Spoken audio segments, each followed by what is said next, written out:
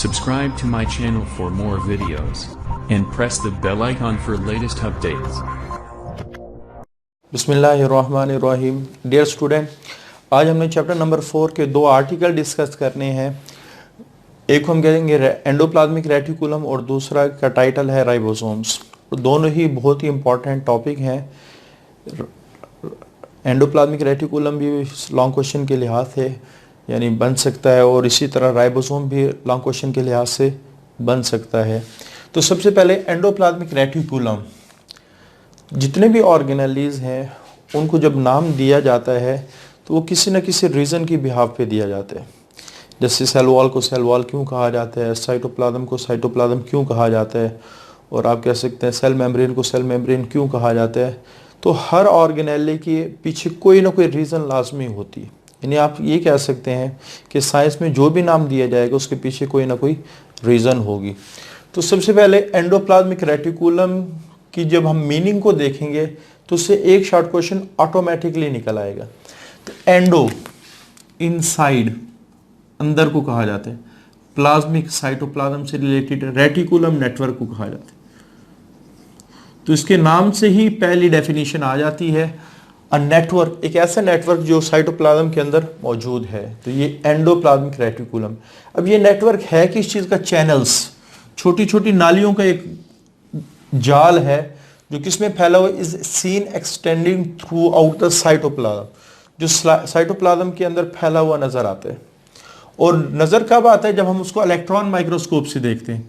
यानी compound microscope में endoplasmic reticulum नजर नहीं आता। तो यहाँ से ऑब्जेक्टिव भी बन सकता है कि इसको देखने के लिए हम कौन सी माइक्रोस्कोप इस्तेमाल करते हैं।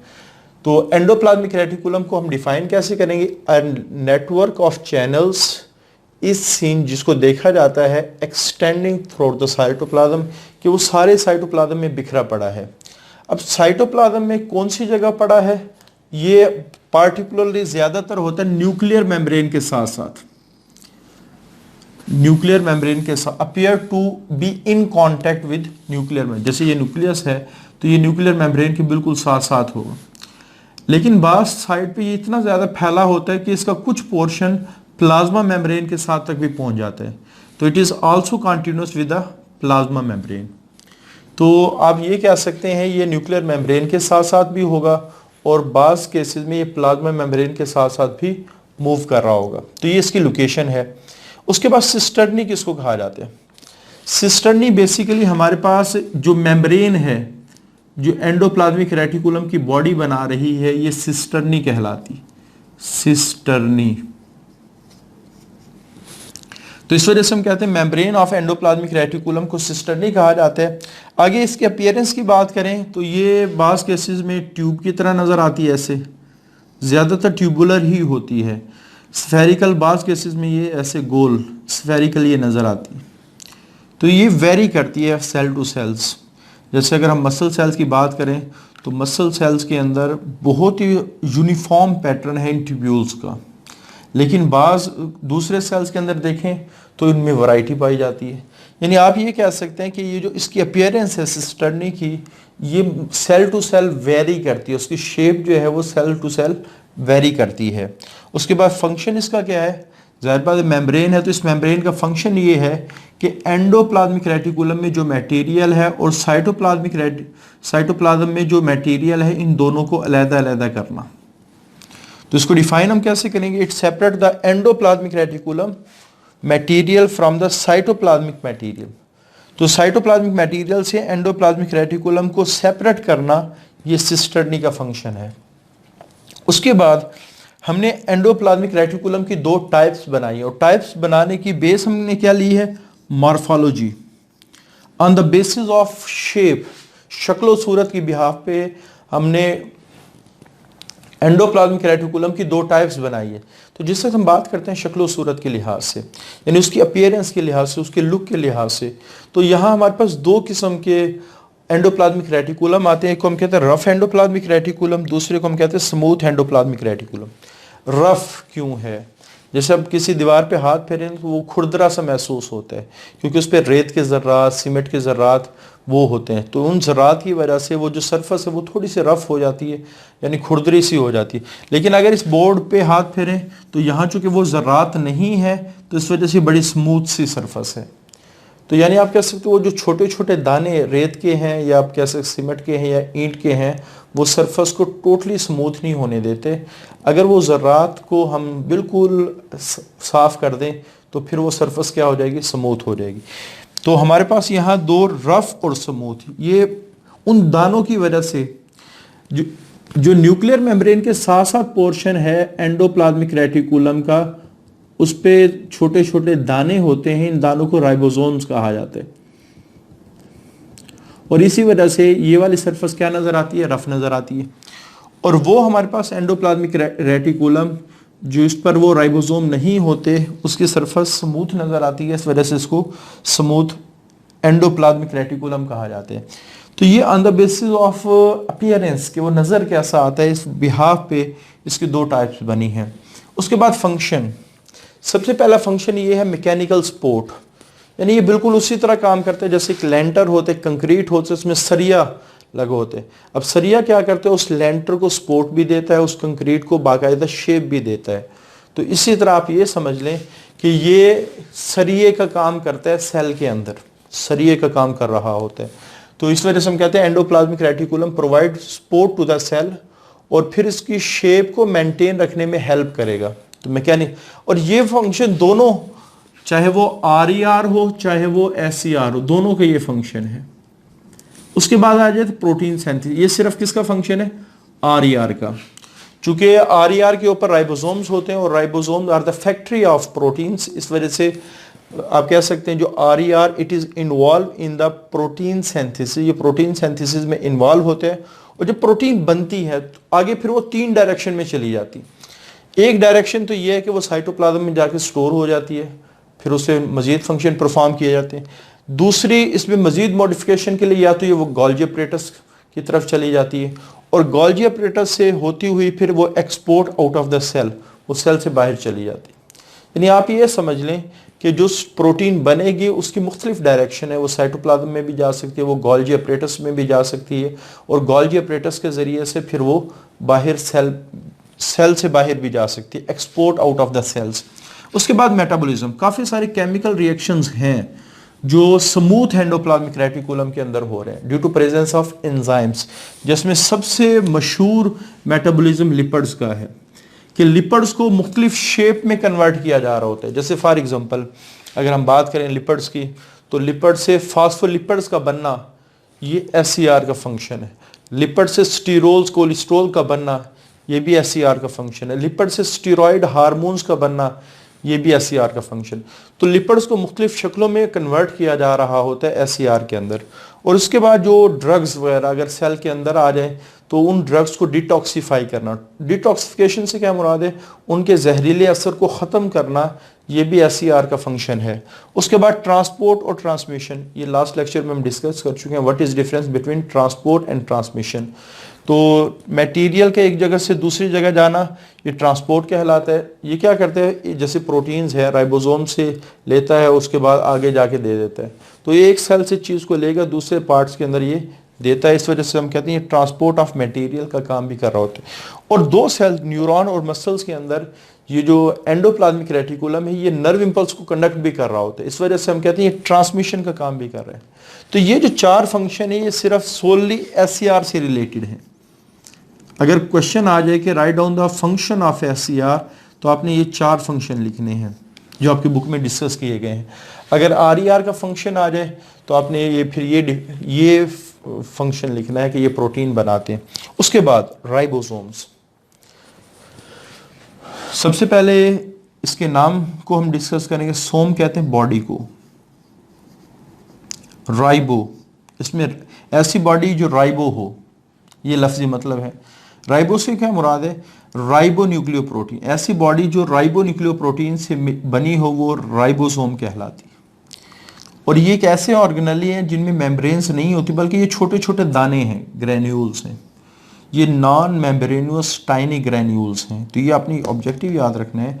काफ़ी सारी चीज़ें ऐसी हैं जिनमें मेम्ब्रेन्स नहीं होती, लेकिन वो सेल के अंदर एक प्रॉपर फंक्शन परफॉर्म कर रही होती हैं। इस वजह से इनको हम टाइनी ग्रैन्यूल, छोटे छोटे दाने कहेंगे, बाकायदा मेम्ब्रेन बाउंड ऑर्गेनेली नहीं कहेंगे।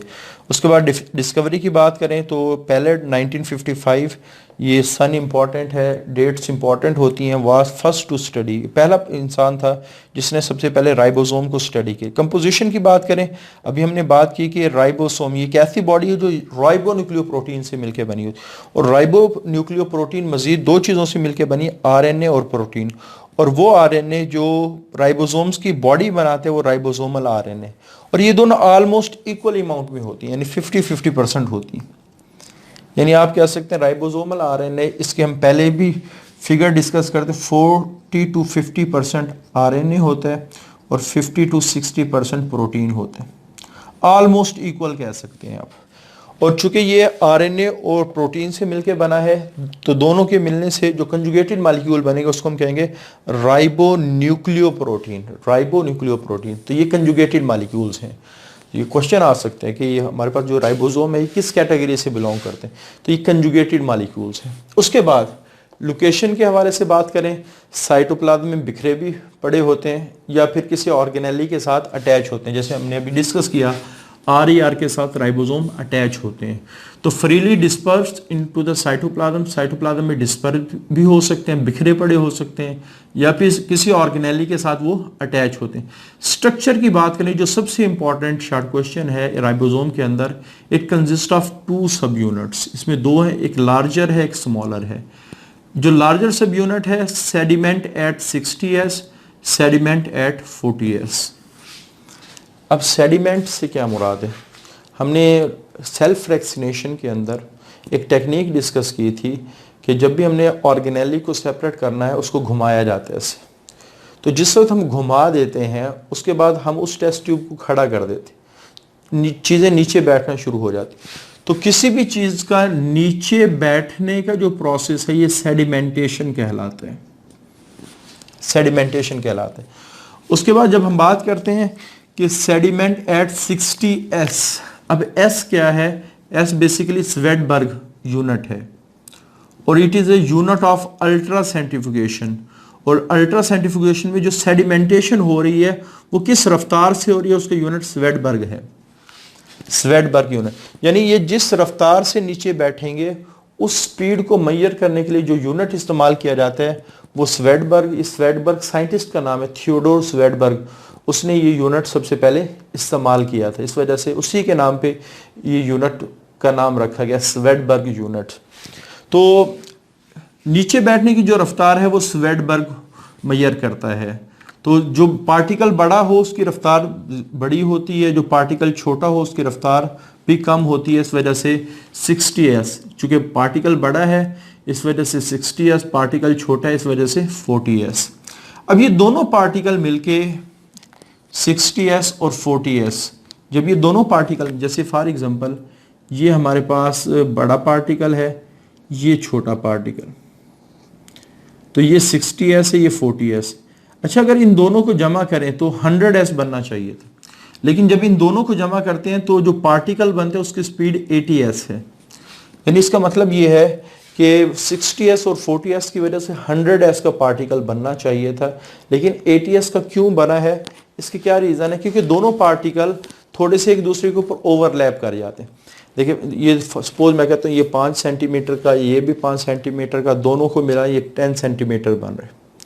लेकिन अगर ये पार्टिकल्स, ये दोनों हाथ एक दूसरे के ऊपर थोड़ा सा इस तरह ओवरलैप कर जाएं तो आप देखेंगे ओवरऑल जो पार्टिकल की साइज है वो छोटा हो गया। छोटा होगा तो रेट भी क्या हो जाएगा, कम हो जाएगा। तो बेसिकली ये दोनों जो पार्टिकल हैं ये एक दूसरे के अंदर ऐसे ओवरलैप होते हैं, यानी बजाय यहाँ से शुरू होने के ये अंदर से शुरू होता है ऐसे, तो जिसकी वजह से पार्टिकल का साइज क्या हो जाता है, छोटा हो जाता है। अच्छा, जब हम प्रोकैरियोट्स की बात करते हैं तो प्रोकैरियोट्स के अंदर ये थोड़ा सा डिफरेंट है इनकी वैल्यूज। यानी जो लार्जर सब यूनिट है प्रोकैरियोट में इसकी वैल्यू 50s और जो स्मॉलर है इसकी वैल्यू 30s, ये प्रोकैरियोट की बात करें। और जो ओवरऑल पार्टिकल बनेगा वो 60s, ये प्रोकैरियोट की मैं बात कर रहा हूँ। तो इस वजह से कहा जाता है कि ribosome are smaller in prokaryote than eukaryotes. उसके बाद ये दोनों आपस में अटैच होते हैं, उस अटैचमेंट को कंट्रोल करता है मैग्नीशियम आयन। तो ये दोनों ऑब्जेक्टिव के लिहाज से इंपॉर्टेंट है, बल्कि ये जितने भी फिगर्स हैं ये सारे ऑब्जेक्टिव के लिहाज से इंपॉर्टेंट है। उसके बाद पोलिसोम्स क्या है, हम देखते ही हैं। राइबोसोम को हम कहते हैं ये फैक्ट्री है प्रोटीन्स की, और प्रोटीन्स बनने की इंफॉर्मेशन आती है मैसेंजर आरएनए के ज़रिए से। ये हम चैप्टर नंबर 2 में डिटेल से डिस्कस कर चुके हैं कि प्रोटीन्स कैसे बनती है। मैसेंजर आरएनए इंफॉर्मेशन लेके आता है, ट्रांसफर आरएनए अमाइनो एसिड लेके आता है, और राइबोसोम मशीनरी का काम कर रहे होते हैं। तो वो ग्रुप ऑफ राइबोसोम जो मैसेंजर आरएनए के साथ अटैच हो उसे पोलिसोम कहा जाता है। Group of ribosomes attach with messenger, और हमेशा मैसेंजर आरएनए राइबोसोम के स्मॉलर यूनिट के साथ अटैच होता है। ये ऑब्जेक्टिव के लिहाज से आपने जहन में रखना है कि ये हमेशा स्मॉलर यूनिट के साथ अटैच होगा। यहाँ एक डायग्राम आपकी बुक में बनी हुई, इसमें से एक दो ऑब्जेक्टिव बन सकता है। हमेशा प्रोटीन बनने का प्रोसेस मैसेंजर आरएनए के 5 एंड से स्टार्ट होता है, फिर ये अमाइनो एसिड्स आपस में जुड़ के प्रोटीन की चेन्स बड़ी होना शुरू हो जाती है, और ये दोनों जब प्रोटीन की चेन बन जाती है, प्रोटीन की चेन अलहदा हो जाती है, पॉलीपेप्टाइड की चेन अलहदा हो जाती है, और दोनों यूनिट क्या हो जाते हैं, अलहदा हो जाते हैं। तो हमेशा 5 एंड से स्टार्ट होती है प्रोटीन बनना और 3 एंड तक जाती है। ये ऑब्जेक्टिव में पूछ सकते हैं भाई कौन सा स्टार्टिंग पॉइंट है, कौन सा ending point.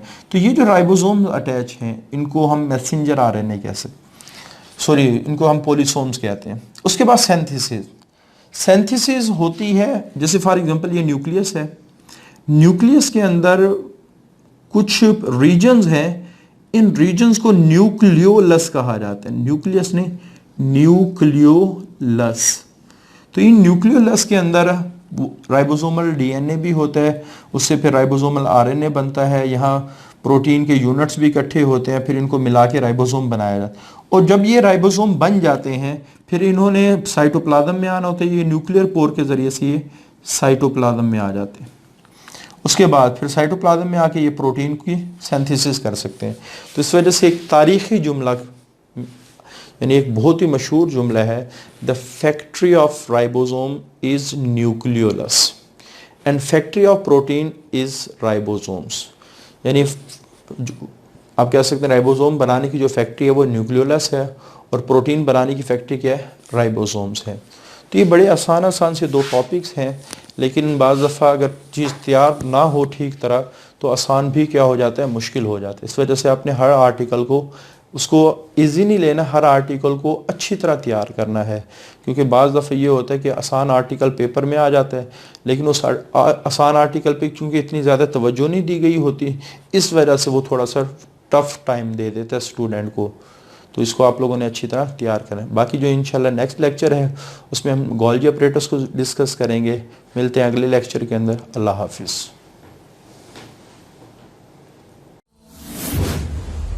Subscribe to my channel for more videos and press the bell icon for latest updates.